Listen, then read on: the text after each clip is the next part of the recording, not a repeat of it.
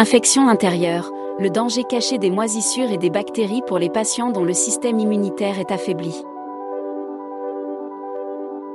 Comment prévenir les infections dues aux moisissures et aux bactéries dans les environnements humides et à risque? Les infections intérieures par des moisissures et des bactéries peuvent être extrêmement dangereuses pour les patients dont le système immunitaire est affaibli, comme ceux qui ont subi une greffe, qui souffrent du sida ou d'un cancer. Ces infections sont souvent causées par des souches d'Aspergillus et de Mucor, mais certaines moisissures courantes de l'environnement extérieur peuvent également être à l'origine de problèmes pour les patients à risque. Cependant, avec quelques précautions, il est possible de prévenir ces infections.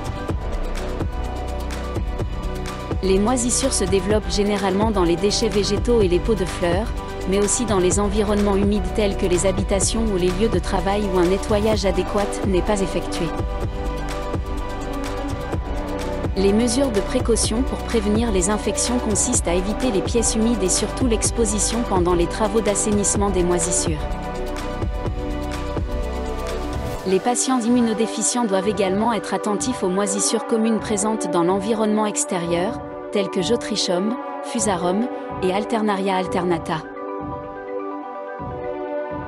Mais les moisissures ne sont pas les seules à présenter un risque. Dans les environnements humides, certaines espèces de bactéries pathogènes pour l'homme se multiplient également, comme Nocardia astéroïde, Klebsiella oxytoca et Acinetobacter.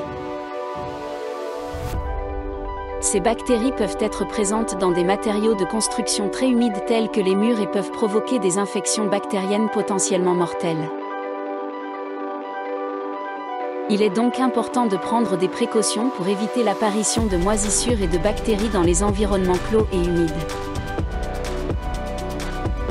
Par exemple, vous pouvez utiliser un déshumidificateur, maintenir une ventilation adéquate, éviter l'accumulation d'eau stagnante et réparer les fuites d'eau, ou encore éliminer les remontées d'humidité en cas de contact avec le sol. De même, lors de travaux de rénovation, il convient d'utiliser des équipements de protection individuelle appropriés et de veiller à ce que la zone soit correctement ventilée. En conclusion, si vous avez affaire à des patients immunologiquement faibles, il est important d'être conscient du danger que représentent les moisissures et les bactéries dans les environnements humides.